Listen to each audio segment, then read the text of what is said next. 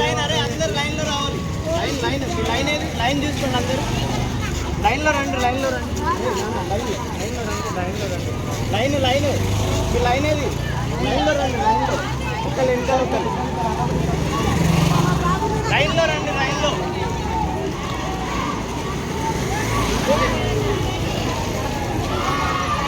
లైన్లో రావాలమ్మా. లైన్లో రండి. ఇద్దరు లైన్లో రండి.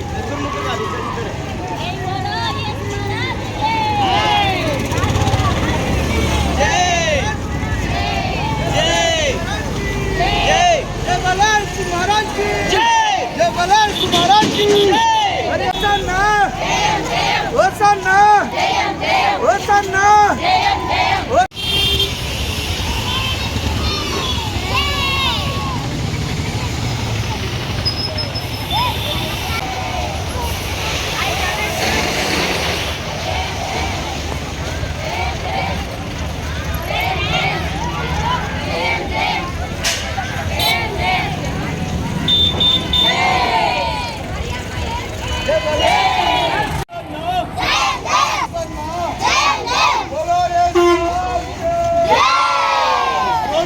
महाराज के बोलो ये महाराज के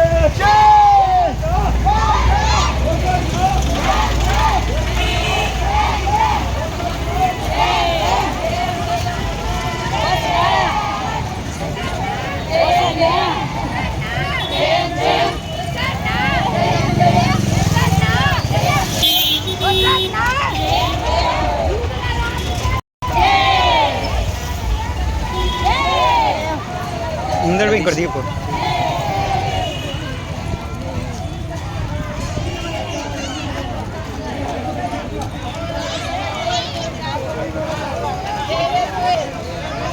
కొంచెం లోపలికి వెళ్ళండి. అందరు లైన్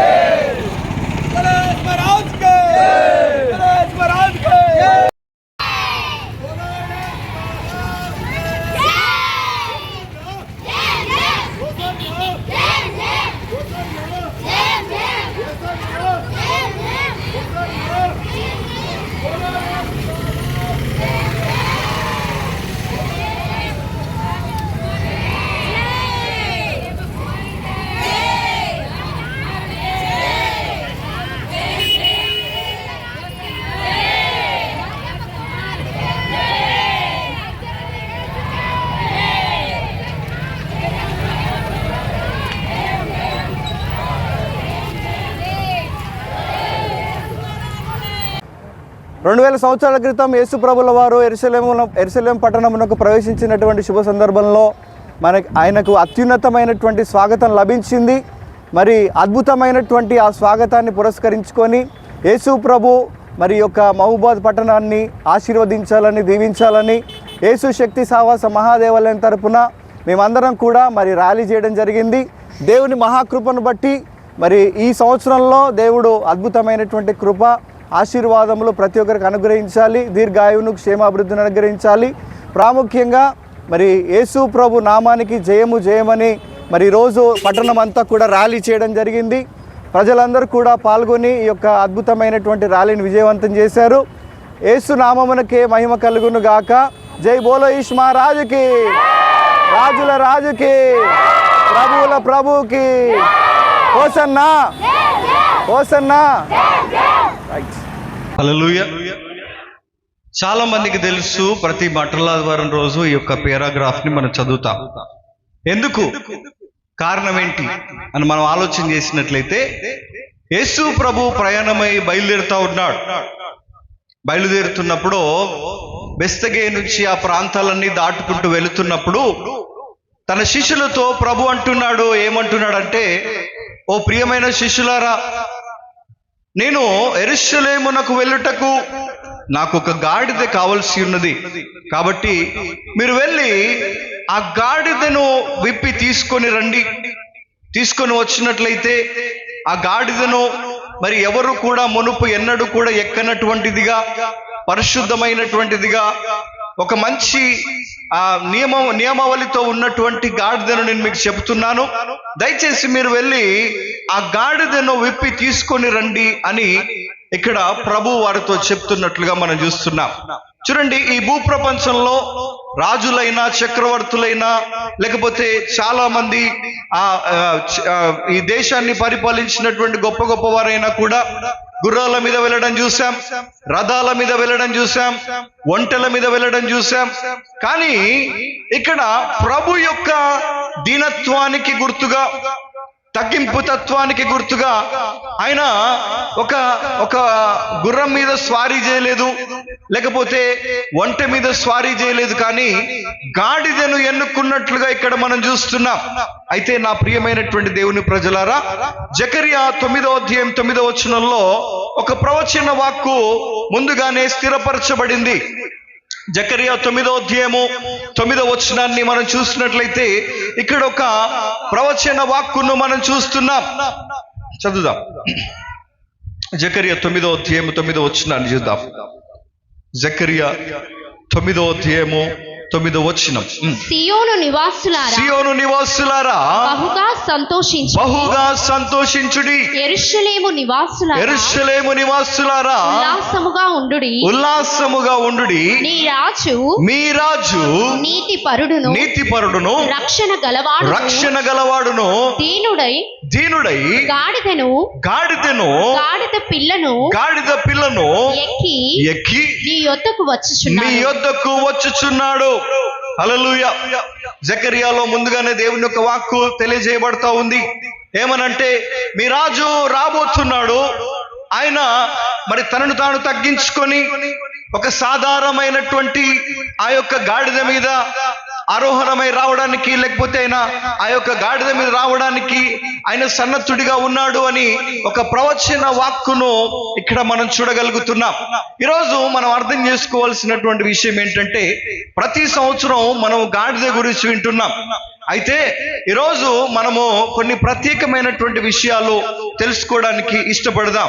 మనలో కొన్ని గుణగణాలు ఉన్నాయి.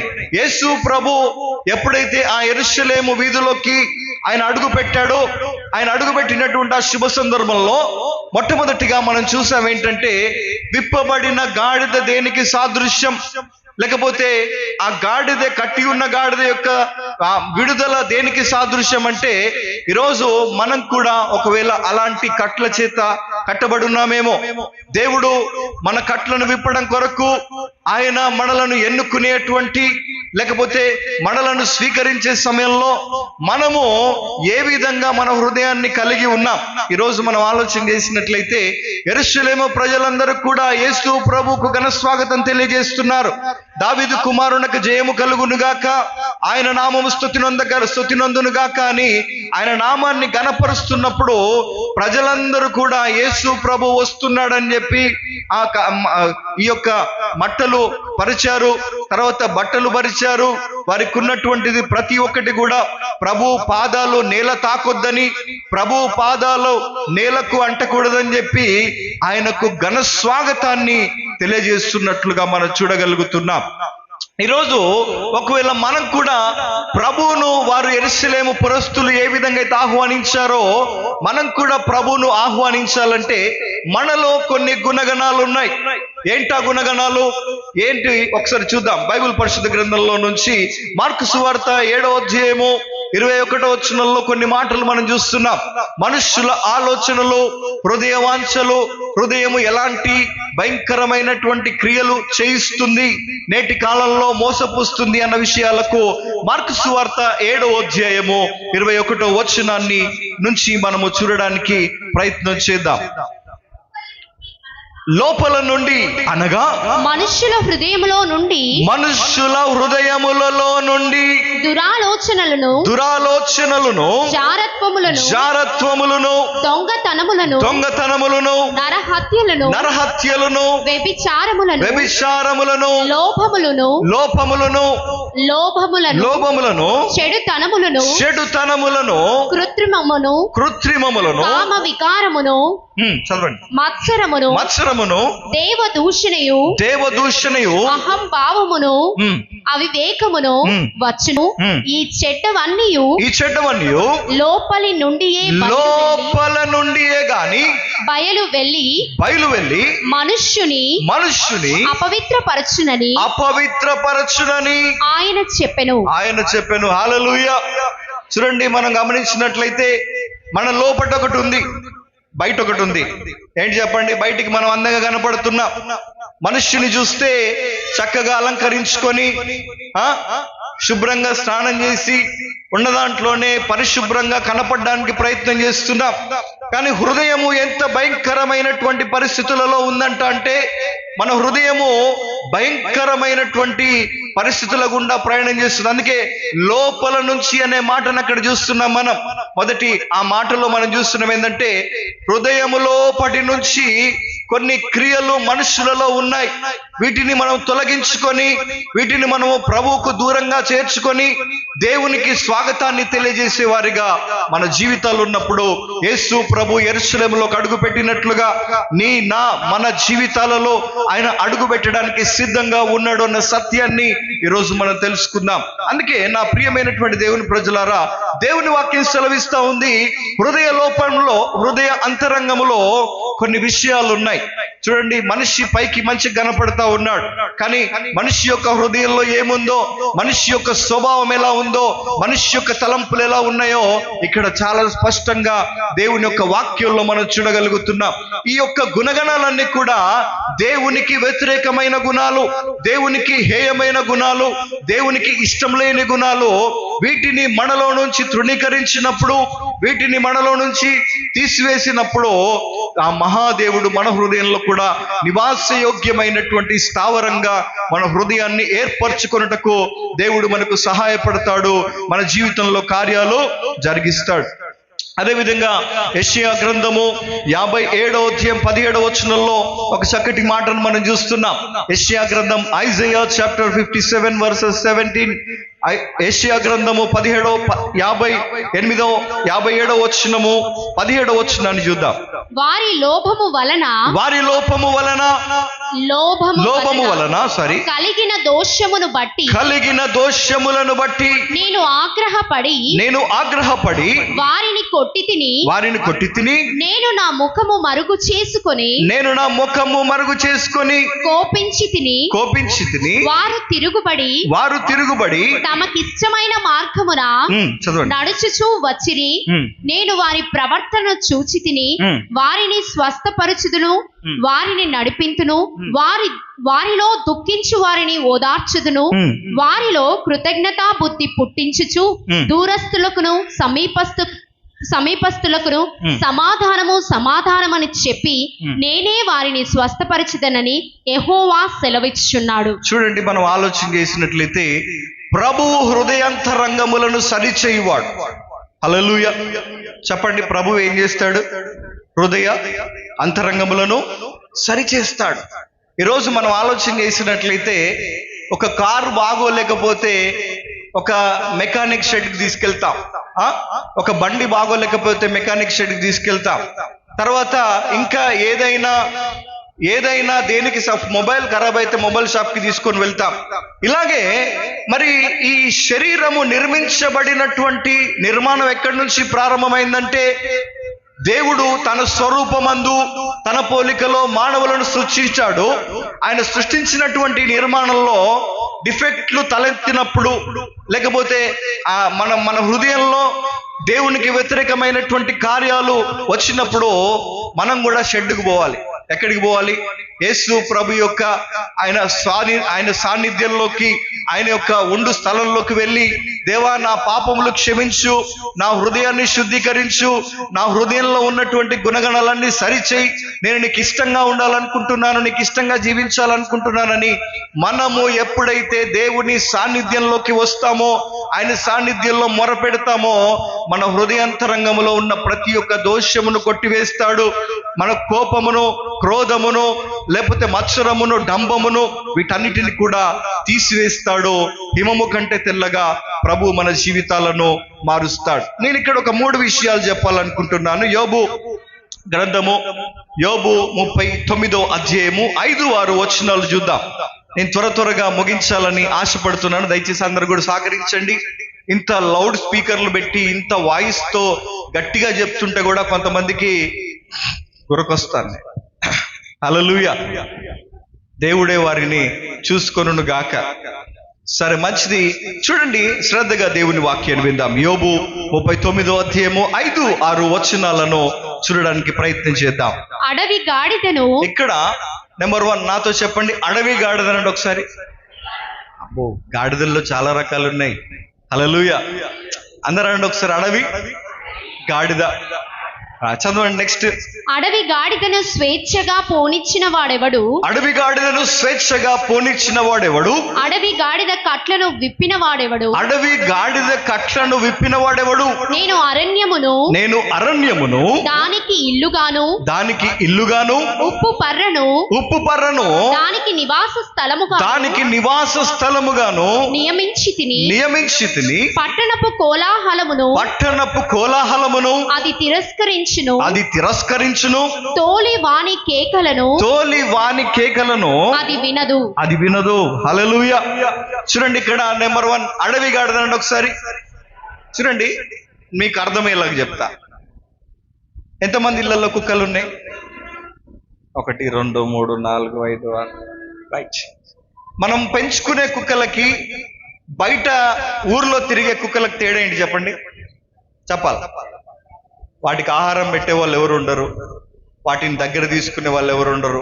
కానీ ఎక్కడో ఏదో విధంగా ఆ చెత్త కుప్పలనో లేకపోతే ఎక్కడనో ఏదో ఒక విధంగా ఆహారాన్ని సంపాదించుకొని అటో ఇటో జీవనాన్ని కొనసాగిస్తాయి ఊర్లో తిరిగి కుక్కలు. హల్లెలూయా.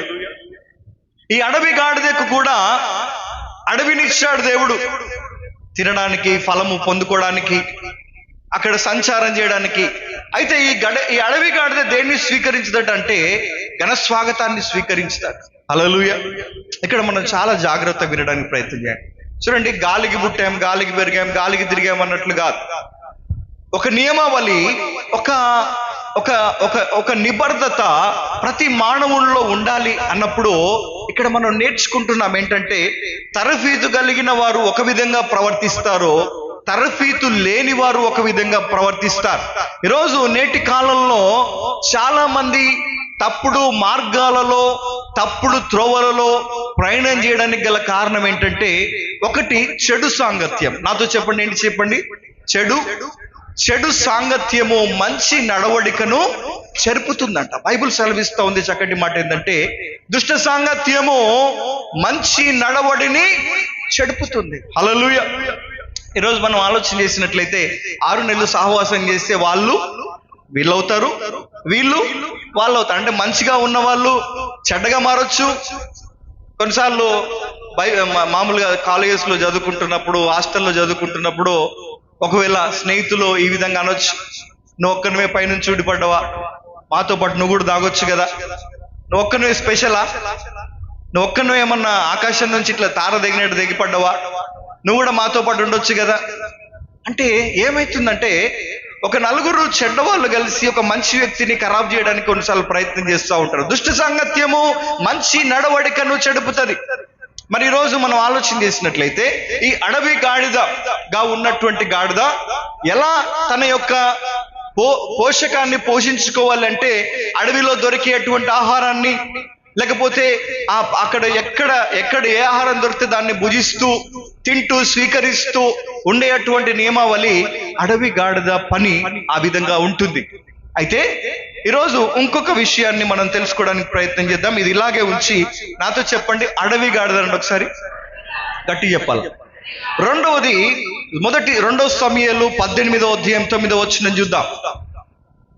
2 సమూయేలు, చాలా శ్రద్ధగా దేవుని వాక్యాన్ని వినండి. మీరు లోతుగా వింటేనే ఈ యొక్క టాపిక్ మీకు అర్థమవుతుంది. ఏదో మిడిమిడిగా వింటే మీకు ఈ మాటలు శ్రద్ధగా మీ మెదడులోకి వెళ్ళవు. చాలా జాగ్రత్తగా చూద్దాం. 2 సమూయేలు 18వ అధ్యాయం 9వ వచనాన్ని చూద్దాం. 2 సమూయేలు 18వ అధ్యాయము 9వ వచనం. అబ్షాలోము కంచర గాడిద మీద ఎక్కిపోవచ్చు. ఇక్కడ ఒక మాట నాతో చెప్పండి, కంచర గాడిద అంటే ఒకసారి గట్టిగా చెప్పాలి. కంచర గాడిద. అబ్షాలోము ఆ కంచర గాడిద మీద ఎక్కిపోవచ్చు.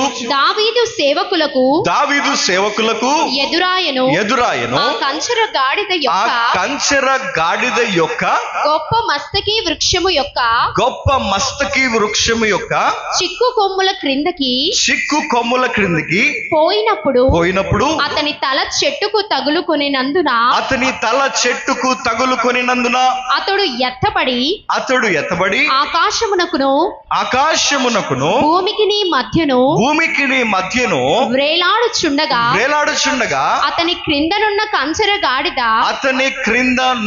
కంచర గాడిద సాగిపోయేను. హల్లెలూయా. ఇక్కడ కంచర గాడిద అండి ఒకసారి నాతో. హల్లెలూయా. అయితే ఈ కంచర గాడిద యొక్క పని ఏంటంటే ఏది పట్టించుకోవచ్చు, ఉన్నదంటే ఉంది, పోయిందంటే పోయింది, కానీ అడ్డదిడ్డమైన మార్గాల్లో వెళ్ళడం, అడ్డదిడ్డమైన మార్గాల్లో ప్రయాణం చేయడం, ఒక నియమం, ఒక నిబద్ధత ఏది కూడా లేకుండా. అందుకే కొన్నిసార్లు మనం తిడతాం. ఏమని తిడతాం చెప్పండి? గాడిద అంటాం. ఎవరన్నా మీ పిల్లల్ని కానీ లేకపోతే మీ బంధువుల్ని కానీ నువ్వు గాడిదలాగున్నావు అన్నవారు ఎవరైనా ఉన్నారు? ఒకసారి చేయలేపండి. మామూలుగా జస్ట్ జనరల్గా ఉదపదమే 1 2 3 4 5 6 7 8 9 10 11 12 అంటాం. సహజంగా అంటామా చెప్పండి? గాడిదలాగున్నావు, నువ్వు గాడిదలాగా ఎదిగావు, నువ్వు, నీకు బుద్ధి లేదా, నీకు తెలివి లేదా, నీకు జ్ఞానం లేదా. కొంచెం ఊర్లలో ఉన్న వాళ్ళైతేనేమో అడ్డగాడిదని తిడతారు. అంటే గాడిదల్లో చాలా రకాలు ఉన్నాయి, మీరు జస్ట్ వినడానికి ప్రయత్నం చేయండి. అడ్డగాడిద అనే మాట వాడతారు, కంచెర గాడిద అనే మాట వాడతారు, అడవి గాడిద అనే మాట సాధారణంగా వాడడం నేను వినలేదు. కాకపోతే ఈ పదాలు సాధారణంగా వాడతాం. అంటే మనం ఎక్కువ శాతం తిట్టడానికి గాడిద అనేటువంటి పదాన్ని చాలా సార్లు ఉపయోగిస్తాం. అయితే దేవుడు మనిషి కంటే ఎక్కువగా గాడిదను ప్రేమించాడు. ఈ సందర్భంలో, ఈ యొక్క పారాగ్రాఫ్ లో ఇక్కడ ఎందుకు మనము ఈ మాటలు వినడానికి ప్రయత్నం చేస్తున్నామంటే, ఒకటి, అడవి గాడిద అడవిలో దానికి స్వాతంత్రం ఇచ్చాడు. అడవిలో ఉండడానికి, అడవిలో సేద తీరడానికి, అడవిలో నిబద్ధత కలిగి పనిచేయడానికి, లేకపోతే అడవి యొక్క ఆహారాన్ని తినడానికి దేవుడు అడవి గాడిదలను సృష్టించాడు. అవి అడవిలో ఉంటున్నాయి, అడవిలో తిరుగుతున్నాయి, అవి అడవి గాడిదలుగా పేరుంది. నెక్స్ట్ కంచెర గాడిదలుగా ఇక్కడ మనం చూస్తున్న అబ్షాలోము ప్రాబ్లంలో ఉన్నప్పుడు నాకే సంబంధం లేదన్నట్టుగా ఈ గాడిద వెళ్ళిపోతా ఉంది. గాడిద యొక్క పనితీరు ఇక్కడ మనం చూస్తున్నాం, నేర్చుకుంటున్నాం. కంచెర గాడిద వల్లే ఉన్నటువంటి నిబంధనను, లేకపోతే ఆ నియమావళిని ఈ కంచెర గాడిదలో కాన్ఫిగరేషన్ ని చూస్తున్నా. ఏం దగ్గర మేము అందరం వాక్యాన్ని వినటానికి వచ్చినాం, గాడిదల గురించి బాగా చెప్తున్నారు ఇలా అని అనుకుంటున్నారా? హల్లెలూయా. చూడండి, చాలా శ్రద్ధగా దేవుని వాక్యంలో ప్రతి జీవిని దేవుడు ఎందుకు తయారు చేశాడయ్యా అని మనం ఆలోచన చేస్తే, ఆ జీవుల ద్వారా మనకు ఒక సాదృశ్యాన్ని నేర్పించాలని, మనకు ఒక మంచి నడవడిక నేర్పించాలని, మంచి నియమావళిని నేర్పించాలని ప్రభు కోరుకున్నాడు. కాబట్టి రెండు గాడిదలు మనం చూసాం. అయితే మొట్టమొదటి పారాగ్రాఫ్ లో ఇంతకుముందు మనం చదివిన దాంట్లో మార్కు సువార్త 11వ అధ్యాయము ఇక్కడ మనం చూస్తున్నాం. ఇంత ముందుకు కట్టబడిన గాడిద గురించి మనం చదువుకున్నాం. అయితే ఇక్కడ కూడా ఇదే పారాగ్రాఫ్ చూస్తున్నాం. మార్కు సువార్త 11వ అధ్యాయం 1 నుంచి 10 వరకు చూద్దాం త్వరగా. చదవండి. ఒలీవల కొండ దగ్గరనున్న బెత్పాగే బెతానియా అను గ్రామములకు వచ్చినప్పుడు ఆయన తన శిష్యులనిద్దరిని చూచి, మీ ఎదుటనున్న గ్రామమునకు వెలుడి, అందులో మీరు ప్రవేశింపగానే కట్టబడి ఉన్న ఒక గాడిద పిల్ల కనబడును, దాని మీద ఏ మనుష్యుడును ఎప్పుడునూ కూర్చుండలేదు, దానిని విప్పి తోలుకొని రండి. ఎవడైనను మీరెందుకు ఇలాగు చేయుచున్నారని మిమ్మును అడిగిన ఎడల అది ప్రభువునకు కావలసి ఉన్నదని చెప్పుడి. తక్షణమే అతడు దానిని ఇక్కడికి తోలి పంపునని చెప్పి వారిని పంపెను. వారు వెళ్ళగా వీధిలో ఇంటి బయట తలవాకిట కట్టబడి ఉన్న గాడిద పిల్ల ఒకటి వారికి కనబడెను. దాని విప్పుచుండగా అక్కడ నిలిచి ఉన్న వారిలో కొందరు, మీరేమి చేయుచున్నారు? గాడిద పిల్లను ఎందుకు విప్పుచున్నారని వారిని అడిగిరి. అందుకు శిష్యులు యేసు ఆజ్ఞాపించినట్టు వారితో చెప్పగా వారు పోనిచ్చిరి. వారు ఆ గాడిద పిల్లను యేసు నొద్దకు తోలుకొని వచ్చి తమ బట్టలు దానిపై వేయగా ఆయన దాని మీద కూర్చుండెను. అనేకులు తమ బట్టలను దారి పొడుగునను పరిచిరి, కొందరు తాము పొలములలో నరికిన కొమ్మలను పరిచిరి. మరియు ముందు వెళ్ళుచుండిన వారును వెనక వచ్చుచుండిన వారును, జయము, ప్రభువు పేరిట వచ్చువాడు స్తుతింపబడును గాక, వచ్చుచున్న మన తండ్రి అయిన దావీదు రాజ్యము స్తుతింపబడును గాక, సర్వోన్నతమైన స్థలములలో జయము అని కేకలు వేయుచుండిరి. రైట్, హల్లెలూయా. ఇప్పుడు మూడవది ప్రభువును మోసిన గాడిద. నాతో చెప్పండి, గట్టి చెప్పండి. ప్రభువును మోసిన, ప్రభువు ఎన్నుకున్న గాడిద. హల్లెలూయా. చూడండి నా ప్రియమైనటువంటి దేవుని ప్రజలారా, ఇప్పుడు ఆ గాడిద కట్టబడ్డటువంటి గాడిదను శిష్యులతో చెప్పినప్పుడు వారు వెర్రి దాన్ని విప్పి తీసుకొని వచ్చారు.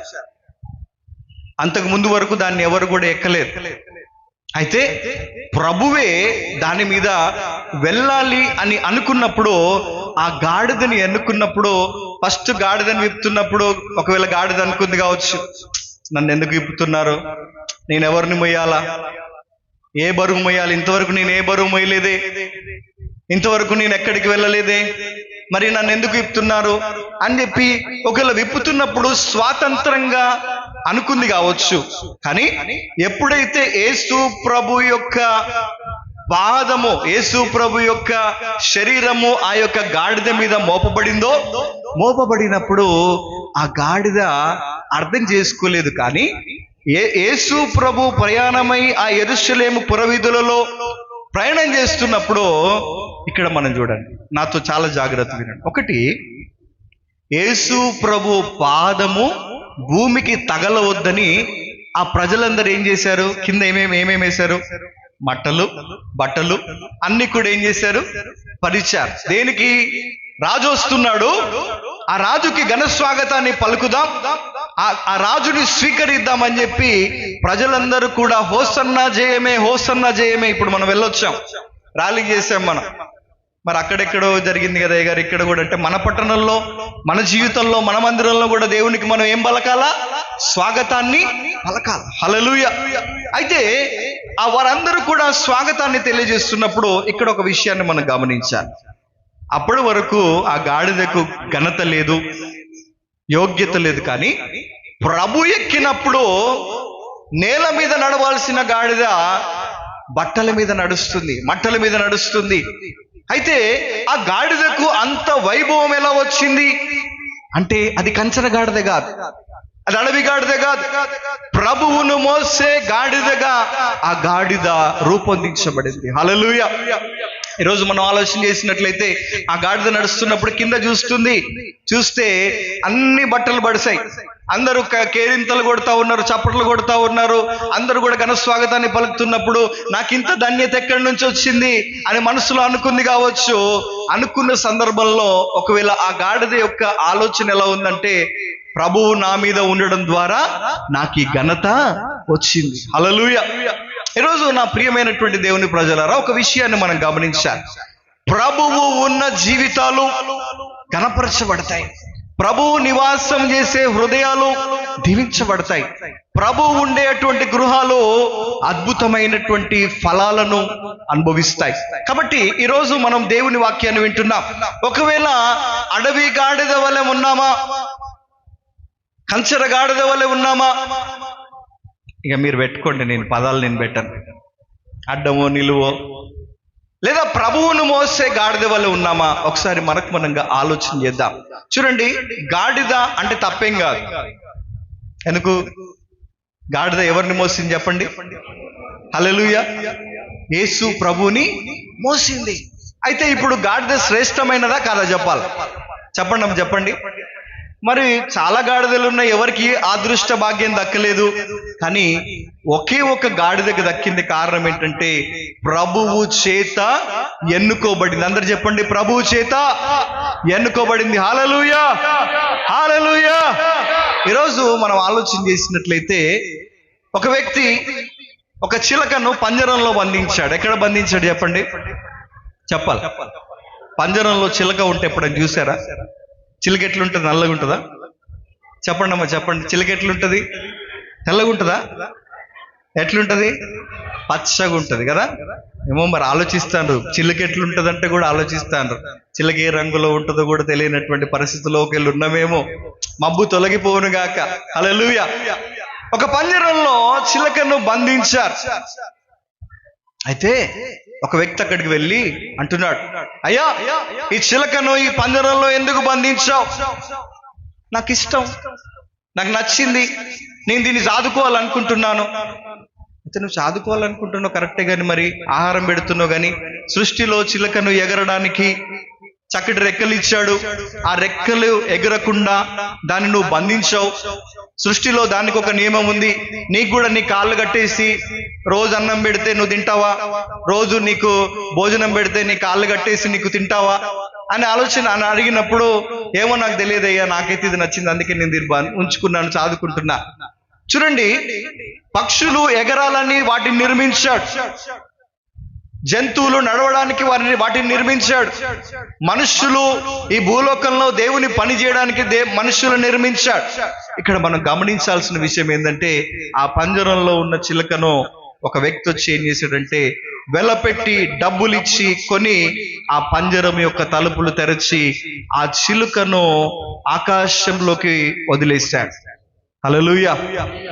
ఈరోజు మన ప్రభువు కూడా, యేసు ప్రభు కూడా ఈ లోకములో బందీ గృహములుగా ఉంటున్నటువంటి మానవులను, ఈ లోకంలో సాతాను యొక్క కట్ల చేత కట్టబడినటువంటి మానవులను, అపవాది యొక్క బంధకాల చేత దేవుని యొక్క సన్నిధికి ఆసక్తిగా లేకుండా, దేవుని అంటే నిర్లక్ష్య ధోరణితో, దేవుడు అంటే ఆసక్తి పరులుగా లేకుండా అపవాది అనేక మందిని మోసగిస్తూ, దానికి ఇష్టమైనటువంటి రీతులలో మానవులను ఆడిస్తూ నడిపిస్తూ తన పంజరాలలో చిక్కుబెట్టుకుంటుంది.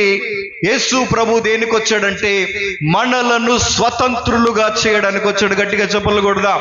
హల్లెలూయా, హల్లెలూయా. ఈరోజు మనం ఆలోచన చేసినట్లయితే, మనము కూడా బంధించబడ్డాము, కానీ ఆ బంధించబడిన పంజరము కనపడట్లేదు. హల్లెలూయా. మనం కూడా బంధించబడ్డాం.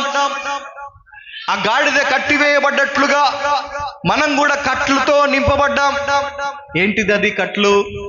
ఏంటది అంటే, మనము దేవుని సన్నిధిని ప్రేమించినటువంటి విధంగా మారిపోతున్నాం. ఈ ప్రస్తుత కాలంలో, నేటి సమాజంలో భయంకరమైనటువంటి ఒక వ్యసనం ఏంటంటే మొబైల్ ఫోన్. చాలా మంది అడిక్షన్ అయిపోతున్నారు. రీల్స్ చూడడం ప్రారంభిస్తే సమయం ఎంత గడుస్తుందో తెలియదు. ఫోన్ ఇంతకు ముందుకు ఏదో అవసరాన్ని బట్టి వాడే వాళ్ళం, అవసరం ఉంటేనే దాన్ని ఉపయోగించే వాళ్ళం. అందులోనే మంచి ఉంది, అందులోనే చెడు ఉంది. అలా అలా అలా కాలక్షేపం చేస్తూ అలా మన సమయాన్ని వృధా చేస్తూ లోకాన్ని మనలోకి ప్రవేశించుకుంటున్నాం, లోకాన్ని మనలోకి తెచ్చుకుంటున్నాం. కానీ కొంత సమయాన్నైనా ప్రభు కొరకు కేటాయించేటువంటి దానిలో ప్రభువును నమ్ముకున్న తొలి రోజుల్లో మన భక్తి ఎలా ఉందంటే, ఉదయాన్నే లేవగానే చక్కగా ప్రార్థన చేసుకునే వాళ్ళం, ఒక 10-20 నిమిషాలు అర్ధగంట బైబిల్ చదువుకునే వాళ్ళం, మంచిగా మన జీవితాన్ని ప్రభువుతో ప్రారంభించే వాళ్ళం. కానీ ఈ రోజులలో ఎలా అయిపోయిందంటే, ప్రభువుకు మన జీవితంలో స్థానాన్ని ఇచ్చేవారిగా ఉండలేకపోతున్నాం. హల్లెలూయా. కొన్ని గృహాల్లో ఉదయం లేవగానే చక్కగా దేవుడి పాటలు వినపడతా ఉంటాయి, చక్కగా దేవుని యొక్క వాక్యం టీవీలో వినపడతా ఉంటది. కానీ రోజు ఎలా అయిపోయిందంటే, దేవుని మాట వినే పరిస్థితిలో మానవుడు లేడు. దేవుని యొక్క మాటను స్వీకరించేటువంటి ఆ హృదయము మనిషికి లేదు. కారణం ఏంటంటే, ఇంతకుముందు మనం చదివినటువంటి వాక్యాన్ని మనం ఒకసారి ఆలోచన చేసినట్లయితే, తీయబాకండి, గుర్తుంచుకోండి. మత్తయి సువార్త 7:21లో హృదయము లోపట కొన్ని గుణగణాలు ప్రభువుకు వ్యతిరేకంగా ఉన్నాయి. హల్లెలూయా. అవేంటంటే కామము, దేవునికి వ్యతిరేకమైనటువంటి క్రోధము, కోపము, మత్సరము, ఇంకా అనేక గుణగణాలు హృదయములో ఉన్నాయి. హల్లెలూయా.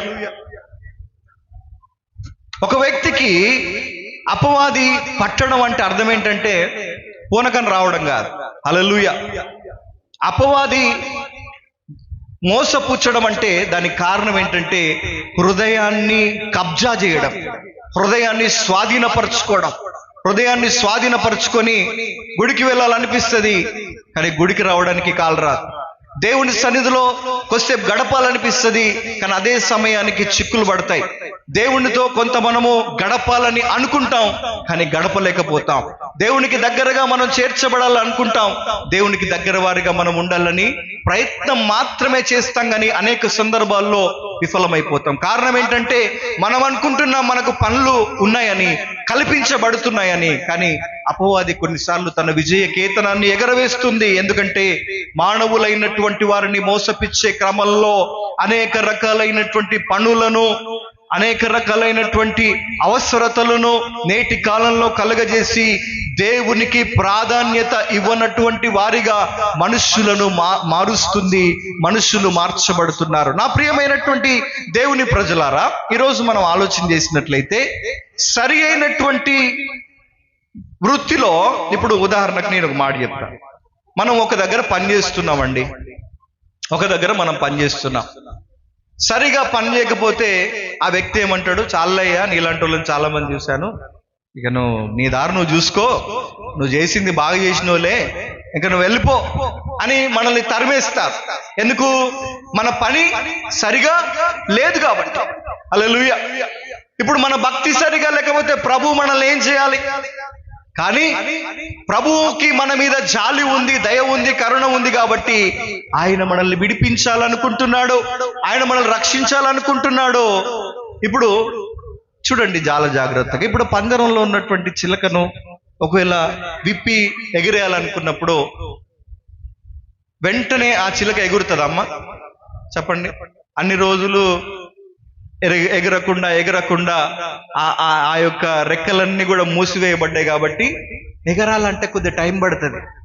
వెంటనే వదిలేసిన వెంటనే కొన్ని ఎగిరిపోతాయి బలమంతా పెట్టి, కానీ కొన్ని మాత్రం ఎగరలేవు. ఎందుకంటే అప్పటి వరకు అది ఏమి నేర్చుకుందంటే ఇలాగే ఉండడం, ఇక్కడే ఉండడం, ఆహారాన్ని తిని ఉంటే సరిపోతుందిలే అని అలా నేర్చుకుంది. హల్లెలూయా. మనం ఏమి నేర్పిస్తున్నామో వాటిని అవి నేర్చుకుంటున్నాయి. మన పిల్లలకు మనం ఏం నేర్పిస్తున్నామో అవే మనం చూస్తున్నాం. నేటి కాలంలో పిల్లల్ని చూస్తే ప్రతి పిల్లలు కూడా ఈ రోజుల్లో ఫోన్ ఖచ్చితంగా వాళ్ళ దగ్గర ఉంటుంది. అవునా కదా? చెప్పండి. ప్రతి పిల్లలు కూడా. కారణం ఏంటంటే వాళ్ళకి అన్ని తెలుసు, ఎలా ఆపరేట్ చేయాలనో, ఏం నొక్కాలనో, ఏం చేయాలనో, గేమ్స్ ఎలా డౌన్లోడ్ చేసుకోవాలనో, గేమ్స్ ఎలా ఆన్ చేసుకోవాలనో. అయితే మనం చాలాసార్లు వాళ్ళకి వదిలేసినప్పుడు వాళ్ళు ఏం చూస్తున్నారో వారి మీద ఒక అంట కనిపెట్టాం. హల్లెలూయా. కాబట్టి ఈరోజు మనం ఆలోచన చేసినట్లయితే మనము సరిగా మన కుటుంబాన్ని, మన జీవితాన్ని ప్రభు కొరకు నడిపించుకోవడం ప్రారంభించినప్పుడు మన పిల్లలు కూడా దాన్ని అవలంబిస్తారు. మనం మోకరించి ప్రార్థన చేసినప్పుడు మన పిల్లలు కూడా మోకాళ్ళ ప్రార్థన అనుభవం నేర్చుకుంటారు. మనమే మోకారు వంచి ప్రార్థన చేయనప్పుడు మా డాడీ చేస్తలేడు అయ్యగారు, మా అమ్మే చేస్తలేదు అయ్యగారు. హల్లెలూయా. ఎన్నో కాంప్లైంట్లు వింటాం. అరే నేను ఫస్ట్ పిల్లల్ని కలవగానే అడుగుతా, ఏమడుగుతా అంటే మీ ఇంట్లో ప్రార్థన చేస్తున్నారా అంటే చేస్తలేదా అయ్యారు, డైరెక్ట్గా చెప్పేస్తారు. ఎందుకురా అంటే మా అమ్మ ప్రార్థన కూర్చుంటే మా డాడీ రాడు, మా డాడీ ప్రార్థన కూర్చుంటే మా అమ్మ రాదు, మేమందరం కూర్చుంటే వాళ్ళిద్దరు గొడవ పెట్టుకుంటారు. హల్లెలూయా. పిల్లలు కంప్లైంట్స్ ఇస్తూ ఉంటారు. మేము సిబిసిలో చాలాసార్లు పిల్లల్ని అడుగుతూ ఉంటాం, వాళ్ళ కుటుంబ స్థితిగతులు ఎట్లున్నాయి, ఏ విధంగా మార్చాలని చెప్పి రకరకాల ప్రయత్నాలు చేస్తున్నప్పుడు నిజంగా మనం ఆలోచన చేసినట్లయితే మనము చూడండి, బైబిల్లో ఒక చక్కటి మాట ఉంది, ఏంటంటే బాలుడు నడవలసిన త్రోవను వానికి, చెప్పండి ఒకసారి, బాలుడు నడవలసిన త్రోవను వానికి ఎవరు నేర్పాలి? ఇప్పుడు ఇది తల్లిదండ్రులు నేర్పాలా? హల్లెలూయా. తల్లిదండ్రులంగా మనమే ఒకవేళ ఫస్ట్ చెప్పిన గాడిదలాగా, రెండో చెప్పిన గాడిదలాగా మనం ఉన్నామనుకో, మూడో గాడిదలాగా మనం మారలేం. హల్లెలూయా, హల్లెలూయా. అడవి గాడిదలాగా ఉందామా, కంచెర గాడిదలాగా ఉందామా, ప్రభువును మోసే గాడిదలాగా ఉందామా? హల్లెలూయా, హల్లెలూయా. వాక్యంగానే చెప్తున్నాను, నాకు తెలుసు. హల్లెలూయా. మీకు నాకు అందరికి వర్తిస్తుంది. వాక్యము రెండంచులు గల వాడి అయినటువంటి ఖడ్గం. మీకు మాత్రమే వాక్యాన్ని బోధించట్లే, ఈ వాక్యం నాకు కూడా వర్తిస్తుంది, ప్రతి ఒక్కరికి వర్తిస్తుంది, ఈ సమాజంలో ఉన్న ప్రతి ఒక్కరికి కూడా వర్తిస్తుంది. కాబట్టి నా ప్రియమైనటువంటి దేవుని ప్రజలారా, మనం ఒక విషయాన్ని ఆలోచన చేయాలి. దేవుడు మనలను విడిపించడానికి ఆయన ఈ భూలోకానికి వచ్చారు. కాబట్టి మనం ఏం చేయాలి? ఇప్పుడు యెరూషలేము పురస్తులు అందరూ ఏం చేసిర్రు? ప్రభు వస్తుంటే వచ్చిండ్లే ప్రభు అనుకున్నారా? వస్తే వచ్చిండ్లే నాకేంటి అనుకున్నారా? ఏం చేశారమ్మా చెప్పండి, గట్టి చెప్పండి ఒకసారి. ఏం చేసిర్రో మాకేం తెలుస్తుందయ్యా, అట్లున్నారు మీరు. హల్లెలూయా. ఏం చేశారు యెరూషలేము ప్రజలందరూ? ఏం చేశారమ్మా? అనేకులు తమ బట్టలను నాకు తెలుసు, వాళ్ళని అడుగుతాను నేను, వాళ్ళని అడుగుతాను. ఏం చేసిండమ్మా ప్రభు వస్తున్నప్పుడు, యెరూషలేము ప్రయాణమై ప్రభు వచ్చినప్పుడు ప్రజలందరూ ఏం చేశారు? ఏం చేశారమ్మా? ఒక్కొక్కరు కూడా చెప్తారు. గుంపులో నేను వదిలేస్తాను, గ్యాప్ వదిలేస్తాను అంటే, గుంపులో అట్లా 10 పెదాలు కలిగితే పెదాలు అంటే అయిపోతుంది, అంతేనా? దేవుడు చూస్తున్నాడు, జాగ్రత్త. హల్లెలూయా. చూడండి నా ప్రియమైనటువంటి దేవుని ప్రజలారా, యెరూషలేము మహానగరంలో ఈరోజు ప్రాముఖ్యమైనటువంటి ఘట్టం ఏంటంటే, ప్రభువుకి ఏం దొరికింది చెప్పండి? ఘన స్వాగతం. అందరండి ఘన, గట్టి చెప్పాలి, ఘన స్వాగతము లభించింది. హల్లెలూయా. ఇప్పుడు యేసు ప్రభు నీ హృదయంలోకి రావాలంటే నువ్వేం చేయాలి? నిద్రపోవాలి, అంతేనా? చాడీలు చెప్పాలా, బూతులు మాట్లాడాలా, తాగాల, తిరగాల, దేవునికి వ్యతిరేకమైన అన్ని చేసి ఇక నువ్వు వస్తే రా ప్రభువా, లేకపోతే లేదు నాయనా. ఇక మళ్ళీ మనం పెట్టుకునే మాటలు ఏంటంటే, అయ్యా నువ్వు పాపుల కొరకే వచ్చావు కదా. కరెక్టే. హల్లెలూయా. మరి పాపి యొక్క హృదయంలోకి ప్రభు రావాలంటే ఏం చేయాలా? ఫస్ట్ చూడండి, నేను మాట అడుగుతా, మీరు సమాధానం చెప్పాలి. ఇప్పుడు మీ ఇంటికి మేము వస్తున్నాం అనుకో, వచ్చిందిలే గారు ఏముందిలే అంటామా? ఏం చేస్తారు? మామూలుగా సాధారణంగా ఎక్కువ శాతం మేము వెళ్ళిన ప్రతి ఇంట్లో కూడా ప్రార్థన జరుగుతుందంటే, ఆ ప్రార్థన జరిగే గృహంలో ఫస్ట్ ఆఫ్ ఆల్ ఇల్లంతా శుభ్రం చేసుకుంటారు, నీట్గా పెట్టుకుంటారు. మా ఇంట్లో యేసయ్య ప్రార్థన జరుగుతుంది, మా ఇంట్లో యేసయ్య ప్రార్థన జరుగుతుందని చెప్పి సంతోషంగా, ఆనందంగా వారి గృహంలో ఒక మంచి సందడి వాతావరణాన్ని సృష్టించుకొని చక్కగా మరి ఆ గృహంలో ప్రార్థనను కొనసాగించుకుంటారు. ఈరోజు మనం ఆలోచన చేసినట్లయితే, ఇప్పుడు ఈస్టర్ పండుగ వస్తుందంటే చాలా మంది సున్నాలు వేసుకుంటారు, చాలా మంది ఇల్లులు గడుగుతారు. శుభ్రంగా మన పండుగ రోజు మన ఇంటిని ఉంచుకుందాం, మళ్ళా పండుగ తెల్లారి యదా తదా, అంతేనా? హల్లెలూయా. ఓడెక్కినాక ఓడ దిగినాక అట్లా అయిపోయింది పరిస్థితి. అయ్యో నా ప్రియమైనటువంటి దేవుని ప్రజలారా, ఈరోజు దేవుని వాక్యం సెలవిస్తా ఉంది, అడవి గాడిద వలె కాకుండా కంచెర గాడిద వలె కాకుండా ప్రభువును మోసే గాడిదలో ఉంటే ఘన స్వాగతం లభించింది ఆ యెరూషలేము మహావీధులలో. ఈరోజు నీకు నాకు యేసయ్య ఆహ్వానం తెలియజేస్తా ఉన్నాడు.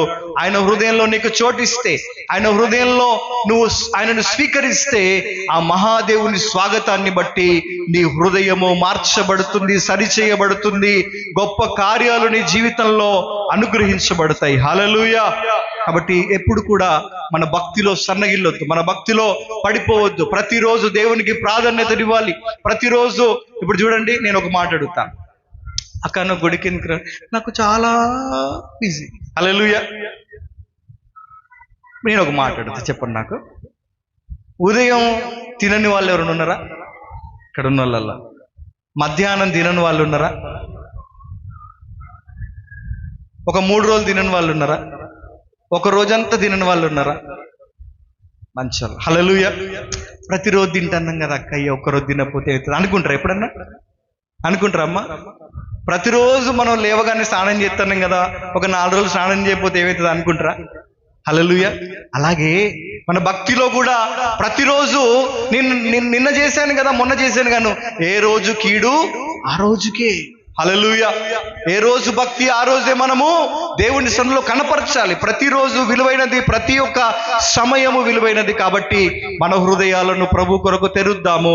ఆ మహాదేవుడు యెరూషలేము పట్టణమునకు అడుగు పెట్టినప్పుడు ప్రజలందరూ ఘన స్వాగతాన్ని పలికినట్లుగా మన హృదయంలోకి ప్రభు వచ్చినట్లుగా ఆయన వచ్చి మన కట్లబడినటువంటి హేయమైనటువంటి, చూడండి, కట్లు అంటే ఏవో మంత్రశక్తులు తంత్రశక్తుల గురించి నేను చెప్పట్లేను. బైబిల్లో చాలా స్పష్టంగా ఉంది ఏంటంటే, హృదయము లోపట కొన్ని క్రియలున్నాయి, అవి దేవునికి వ్యతిరేకమైన హేయమైన కార్యాలు. వాటిని దూరపరుచుకుంటే ప్రభువుని హృదయంలోకి రావడానికి సిద్ధంగా ఉన్నాడు. కాబట్టి ఇంటికి పోయిన తర్వాత మనం మార్చుకోవాల్సింది ఏంటంటే, మార్క్స్ వార్త 8వ అధ్యాయం 7వ అధ్యాయము 21వ వచనంలో ఆ క్రియలన్నీ కూడా మనలో నుంచి తొలగిపోవడానికి ప్రతిరోజు ప్రార్థనా పూర్వకంగా సిద్ధపడదాము. దేవుణ్ణి మన హృదయంలోకి స్వాగతిద్దాం. అందరం తలలు వంచుదాం. వంచే ముందు నాకు అనిపిస్తుంది, ఈరోజు నేను ఏం వాక్యం చెప్పానో ఎవరైనా అడిగితే బాగుండని. హల్లెలూయా. అంటే వాక్యం అంటే గాడిదల గురించి చెప్పకండి, రెఫరెన్స్లు. ఏమేమి రెఫరెన్స్లు చెప్పాను, ఏ మాటలు చెప్పాను, ఒక మాటైనా మీ హృదయంలోకి వెళ్ళిందా అని పరీక్షించాలని ఉంది. ఎంతమంది శ్రద్ధగా దేవుని వాక్యాన్ని విన్నారు? హల్లెలూయా. రెఫరెన్స్లతో సహా చెప్పగలిగే వారు ఎవరు ఉన్నారా? Anybody there? హల్లెలూయా. ఓకే, అది అంటే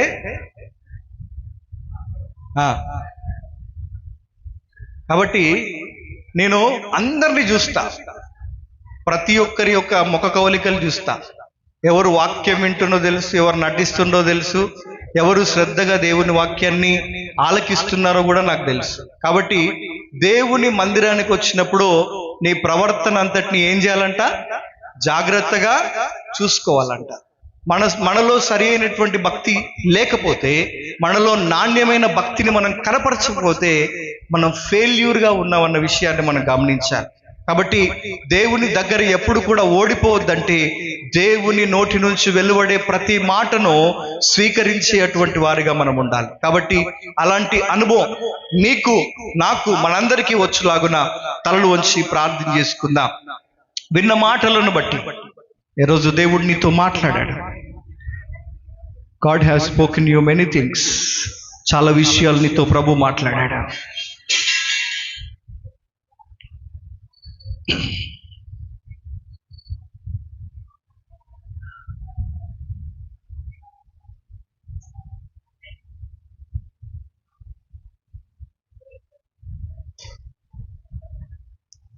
ప్రభుని అడుగుదాం.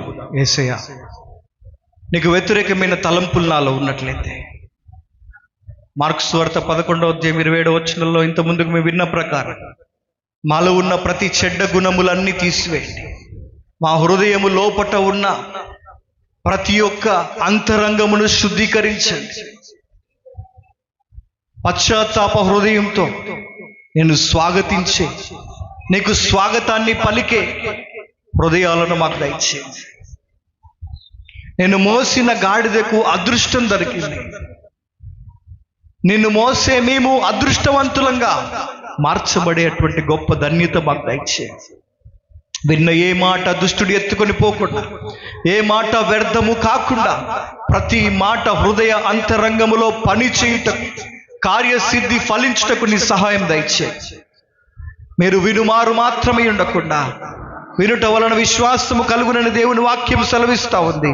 విన్న ప్రతి మాటకు మీరే సాక్షులుగా, మీరే ఒక మంచి ఒడంబడిక కలిగినటువంటి ప్రజలుగా, నిబంధనతో కూడిన ప్రజలుగా ఉన్నట కొరకు దేవుని అడుగుదాం.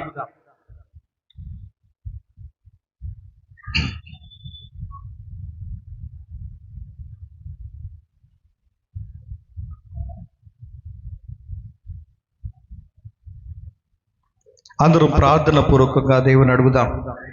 ఈ చక్కటి సమయంలో దేవుడు నీతో చాలా విషయాలు మాట్లాడాడు. ఒక మంచి తీర్మానం తీసుకో. ఏదో ప్రతిరోజు విన్న వాక్యం విన్నట్లుగా ఉండబాక. నీతోనే దేవుడు సూటిగా మాట్లాడాడు. ఇంకా నీలో మార్చుకోవాల్సిన గుణగణాలు ఏమైనా ఉన్నాయేమో, ఇంకా నీలో సరి చేసుకోవాల్సిన విషయాలు ఏమైనా ఉన్నాయేమో ఒకసారి ఆలోచన చేయి. దేవునికి ఇష్టమైన హృదయం, ప్రీతి కలిగిన హృదయం నీకు ఉండడం కొరకు దేవుణ్ణి అడుగు. నా హృదయంలోనికి రాయేసేయ. ప్రతి ఒక్కరు అడగండి, దేవుని నా హృదయంలోనికి రాయేసేయ. నీవుంటే నాకు నెమ్మది, నీవుంటే నాకు ఆదరణ, నీవుంటే నాకు అంతకు మించిన ధన్యత మరొకటి లేదని ప్రభువుని అడగండి. ప్రతి ఒక్కరు అడగండి. పశ్చాత్తాప హృదయంతో దేవుని సన్నిధిలో ప్రతి ఒక్కరు కూడా అంగలార్చండి. ప్రతి ఒక్కరు కూడా దేవుని అడగండి. అడుగుడి మీకు ఇవ్వబడును, వెదకుడి మీకు దొరుకును, తట్టుడి మీకు తీయబడును అని దేవుని వాక్యంలో సెలవిస్తా ఉంది.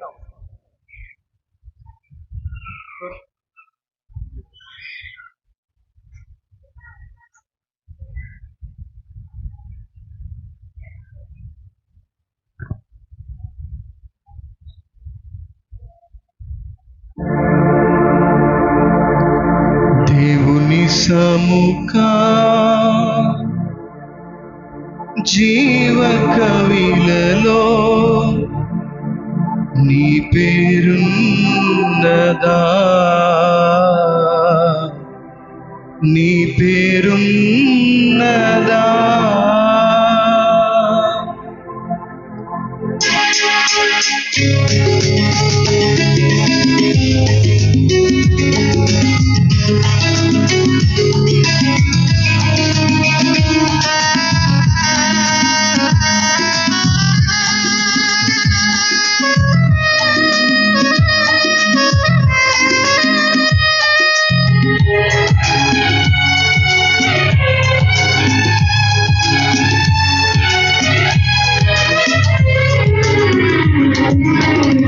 దేవుని సముఖ జీవ కవిలలో, దేవుని సముఖ జీవ కవిలలో నీ పేరున్నదా, నీ పేరున్నదా. దేవుని సముఖ జీవ కవిలలో, దేవుని సముఖ జీవ కవిలలో నీ పేరున్నదా, నీ పేరున్నదా. ఆయన జీవ కవిలలో, ఆయన జీవ కవిలలో నీ పేరున్నదా, ఆయన జీవ గ్రంథములలో నీ పేరున్నదా. ఒకసారి ఆలోచించి, ఈ లోకంలో జీవించినంత కూడా సమస్తము వ్యర్థమే, కానీ ఆయన జీవ కవిలలో నీ పేరుంట కొరకు ప్రయాసపడుదాము. ఒక తీర్మానం చేసుకుందాం. దేవా, నీతో నేను బ్రతుకుతానయ్యా, నీతో నేను జీవిస్తానని ఒక ఒడబడికన్న ప్రభుతో చేసుకుందాం.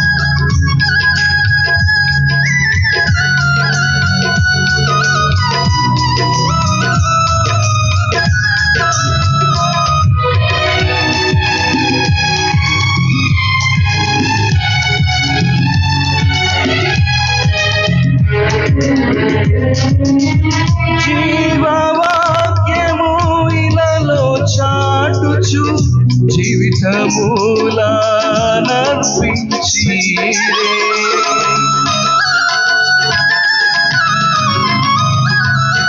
జీవవాక్యము ఇలలో చాటుచు జీవితమూలానర్పించి మత సాక్షుల కవిలెలో మత సాక్షుల కవిలెలో నీ పేరున్నదా నీ పేరున్నదా దేవుని సముఖ జీవ కవిలలో దేవుని సముఖ జీవ కవిలలో నీ పేరున్నదా నీ పేరున్నదా ఆయన జీవ కవిలలో నీ పేరున్నదా? ఆయన జీవ గ్రంథములో నీ పేరున్నదా? ఒకసారి ఆలోచన చేయి. ఈ భూలోకంలో don't be A time pass Christian, don't be A formal Christian. ఏదో ఆచారపదంగా దేవుని కొరకుండా ఏదో దేవుడు బాధపడతాడని చెప్పి దేవుని సన్నిధిలో ఒక నియమంతో నిబంధనతో లేనటువంటి జీవితాన్ని కొనసాగించమని. ఇదిగో ప్రభు అంటున్నాడు, చల్లగానైనా ఉండు, వెచ్చగానైనా ఉండు, నువ్వు వెచ్చని స్థితి వద్దమ్మా. దేవుడు మాట్లాడుతున్నాడు నీతోనే. నువ్వు వెచ్చని స్థితిలో నీవు ఉన్నావా? ప్రభు నీతో మాట్లాడుతున్నాడు. ఎన్నో వాక్యాలు వింటున్నావు, కానీ వాక్యము నీలో పని చేయట్లేదంటే నీలో అపవాది పని చేస్తున్నాడని గుర్తెరుగు.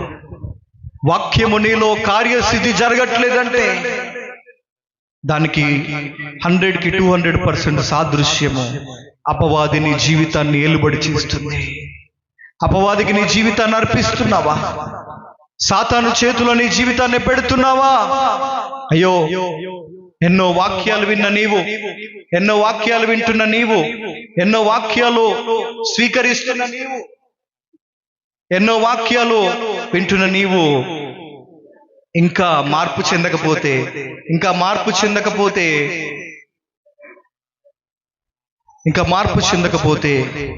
సమస్తము వ్యర్థము.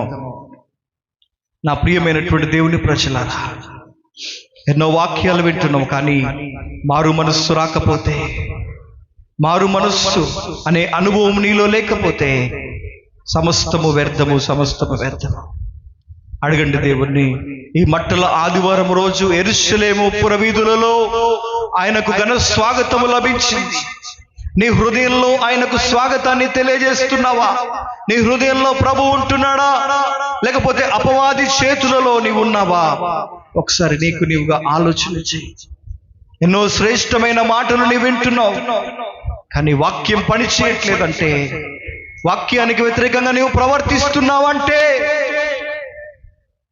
అపవాది నిన్ను ఏలుబడి చేస్తుంది. నీకు తెలియట్లేదు నువ్వు అపవాది చేతిలో ఉన్నావనే. అయితే ఆ పంజరమును విప్పడానికైనా సిద్ధంగా ఉన్నాడు. నిన్ను స్వేచ్ఛగా తీసుకురావడానికైనా సిద్ధంగా ఉన్నాడు. నీ చేతులను ప్రభుకివ్వు, నీ చేతులను ప్రభు చేతులలో పెట్టు. అయ్యా, ఇంకా నీకు నేను వ్యతిరేకంగా ప్రవర్తించాను. ఎన్నో వారాలు గతించిపోయా, ఎన్నో రోజులు గతించిపోయా. పరిశుద్ధ వారంలో అడుగు పెట్టా. ఇంకా 4 రోజులైతే గుడ్ ఫ్రైడే కూడా వస్తుంది, శుభ శుక్రవారం కూడా వస్తుంది. ఏదో ఆచారపదంగా దేవుని దగ్గరకు వచ్చి, అయ్యో ప్రభువా నా కోసం మరణించావా, నా కోసం ఈ భూలోకానికి వచ్చావా అని నటించబా. నీ నటన ప్రభువుకు అవసరం లేదు. నీ నటన ప్రభు మెచ్చుకోవడానికి కొరకు ఏదో ప్రభు ముందు వేషధారి వలె జీవించబాకు. ఇకనైనా మార్పు చెందావు, ఇకనైనా సరి అయిన భక్తిని చెయ్యి, ఇకనైనా నాణ్యతతో కూడిన భక్తిని కొనసాగించు. లోకంలో ఎన్నో బహుభయంకరమైన ప్రమాదాలు జరుగుతున్నాయి, ఎన్నో రకాలైనటువంటి పరిస్థితులు ముందుకు వెళుతూ ఉన్నాయి. ఇంకెప్పుడు మనలో మార్పు వస్తుంది? దయచేసి హృదయం భయంకరమైనటువంటి లోతులలో అనేక రకాలైన దేవునికి వ్యతిరేకమైన హేయమైన కార్యాలు నేను విన్నా. వాటిని శుద్ధీకరించుకొని let's be a true Christian. నిజమైన రోషము కలిగిన దేవుని కుమారుడిగా నీవు మార్చబడాలి, దేవుని కుమార్తెగా నీవు మార్చబడాలి. నకిలీ ఉంది, స్వచ్ఛమైనది ఉంది. నీవు నకిలీవి కాదు, నీవు స్వచ్ఛమైన దేవుని కుమారుడిగా కుమార్తెగా ఉండాలన్నదే ఆయన ఆకాంక్ష, ఆయన అభిలాష. అయ్యో, ఎన్నోసార్లు వాక్యాన్ని వింటున్నావు, ఎన్నో మాటలు వింటున్నావు, కానీ ఏ మాట నీ హృదయంలో పని చేయట్లేదు. నువ్వు తెలుసో తెలియకో అపవాది చేతులలోకి వెళ్తున్నావు. ప్రియమైన సహోదరుడా, సహోదరి, ఆ మార్గము సరి అయినది కాదు, దేవుని మార్గమే సరి అయినది. ఒక తీర్మానం తీసుకో, ఒక ఒడంబడిక తీసుకో. ఈ మట్టలాదివారపు దినమునైనా అయ్యా నేను మార్పు చెందుతా, నీ కొరకు నిలబడతా, నీ కొరకు నేను బ్రతుకుతా అనే మంచి తీర్మానంతో ముందుకు కొనసాగు. నీ జీవితంలో ఆయనకు స్వాగతాన్ని తెలియజేస్తే ఆయన నీ హృదయంలో ఉంటాడు, సమస్త దోషములను కొట్టివేస్తాడు, నీ జీవితములో మేలులతో నిన్ను తృప్తిపరుస్తాడు. దేవుని కంటే నీకు ముఖ్యమైనది ఉందా? ఒకసారి ఆలోచించి. దేవుని సన్ని నిర్లక్ష్యం చేస్తున్నావా? దేవుని కంటే ఒకవేళ నీకు నిజంగా ముఖ్యమైనది ఏదైనా ఉంటే నీవు దేవుణ్ణి పట్టించుకోవట్లేదని, దేవుడు ఎంతగా బాధపడుతున్నాడో, దేవునికి నీ హృదయంలో స్థానాన్ని దూరం చేస్తున్నావని, నీ పనులలో నీవు నిమగ్నమైపోయి దేవునికి దూరస్తుగా మార్చబడకు అక్క, తమ్ముడు, అన్న, ప్రియమైన సహోదరుడు, ఆ దేవుడు నీతో మాట్లాడుతున్నాడు. దేవుడు నీ దగ్గర నుంచి వెండి బంగారం ఐశ్వర్యం కోరుకోవట్లేదు, కానీ నీ వెలిగి నరిగినటువంటి హృదయాన్ని ఆయన లక్ష్య పెడుతున్నాడు. దానికి కూడా నీవు స్థానాన్ని ఇవ్వలేకపోతున్నావా? బిజీ బిజీ బిజీ అని తిరుగుతున్నావా? దేవునికి తెలుసు, జాగ్రత్త. నీకు కాళ్ళు ఇచ్చింది ఆయనే, యెహోవా ఇచ్చిన యెహోవా తీసుకోగలవాడు ఆయన. దేవునితో వేళాకోళం చేయబాకు. నీలో సరి అయిన భక్తి ఉన్నప్పుడు ఆయనలో అద్భుతమైన ఆశీర్వాదాలు ఉన్నాయి. అవన్నీ నీ కోసమే. ఏదో ఆచార పదంగా ఉండడానికి కొరకు కాదు నువ్వు పిలువబడ్డది. ఆచార సంఘంలో నీవు లేవు, రహస్యము కలిగిన సంఘంలో నీవు ఉన్నావు. నాటబడిన విత్తనము సరి అయినదైతే అది ఫలిస్తుంది. విత్తనము మురిగిపోతే, విత్తనము ఖరాబ్ అయితే దాన్ని బాగు చేయవాడెవరు? అడగండి దేవుని, నా హృదయాన్ని మార్చేయ, నా హృదయంలో నీకు స్థానం ఇస్తాను. జక్కయ్య ఇంటిలో ప్రభు అడుగు పెట్టినప్పుడు జక్కయ్య ఇంటికి రక్షణ వచ్చింది. నీ ఇంటికి కూడా రక్షణ రావాలి అంటే దేవుణ్ణి స్వీకరించు, ఆయనకు ఆహ్వానం తెలియజేయి. దేవుడు నీ జీవితంలో ఉన్నతమైన కార్యాలు చేస్తాడు. పరిశుద్ధుడ నీ కొందనాలు, విన్న మాటలను బట్టి నీ కొందనాలు. ప్రతి మాట వారి హృదయంలో పని చేస్తుందని మీరు నమ్ముచున్నా. ఫలభరిత సారవంతమైన నేలలో పడిన విత్తనముల వలె ప్రతి మాట వారిలో ఫలింపు దయచేయమని యేసయ్య సర్వశక్తి కలిగిన నామములో ఈ ప్రార్థన అడిగి వేడుకొచ్చున్నాం మా పరమ తండ్రి. ఆమేన్. మంచిదందరూ లేచి నిలబడదాం.